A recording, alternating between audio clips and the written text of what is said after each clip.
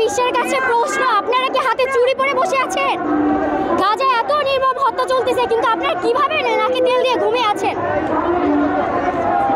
আজ থেকে প্রায় 100 বছর পর যখন এই ফিলিস্তিনের কথা ইতিহাসে লেখা থাকবে, আমরা হব সেই নির্লজ্জ যারা তাদের পাশে দাঁড়ায়নি।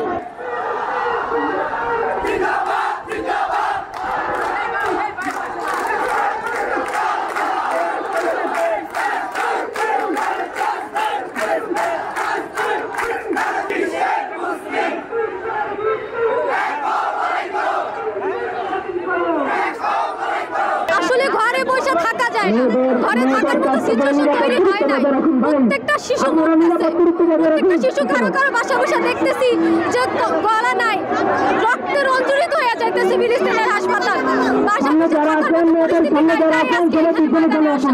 বিশ্ব মুসলিম ঐক্য করো, ফিলিস্তিন স্বাধীন করো, ফিলিস্তিন স্বাধীন করো, ভাইরা ভাইরা জবাই কর, একটা একটা ইহুদি দাও, ফিলিস্তিন জিন্দাবাদ জিন্দাবাদ, এই আমি কে তুমি কে, ফিলিস্তিন ফিলিস্তিন তাকবীর, নারে তাকবীর, আল্লাহু আকবার। আপনারা বিগত কয়েক মাস যাবতে দেখতেছেন ফিলিস্তিনি এবং গাজা উপত্যকায় এক নৃশংস হত্যাযজ্ঞ চলতেছে, গণহত্যাই আমরা এটা বলতে পারি।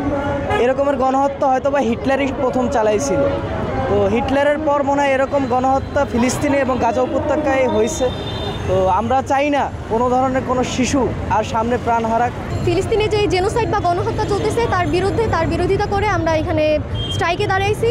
আর সমগ্র বিশ্বের সবাই, যত মুসলিম আছে, নন মুসলিম আছে, অথবা যে ধরনের মানুষজন আছে যারা ন্যূনতম তাদের মানবিক গুণ আছে, তারা এখানে ফিলিস্তিন যে শিশুরা, যে নারীরা, যে মানুষদেরকে হত্যা করা হইতেছে, গণহত্যা চালানো হইতেছে, তার প্রতিবাদে আমরা এখানে নো কলেজ, নো স্কুল অথবা নো ওয়ার্ক কর্মসূচি গ্রহণ করে এখানে আন্দোলনে দাঁড়াইছি।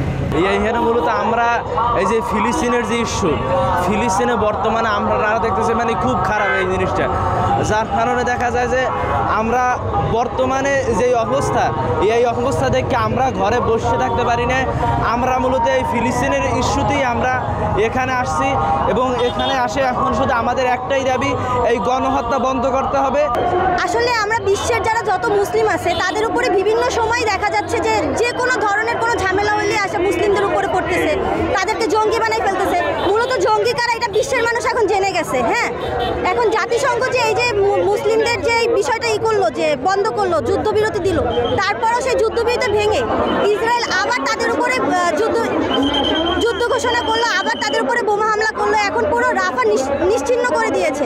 এটার বিরুদ্ধে জাতিসংঘকে দাঁড়াতে হবে।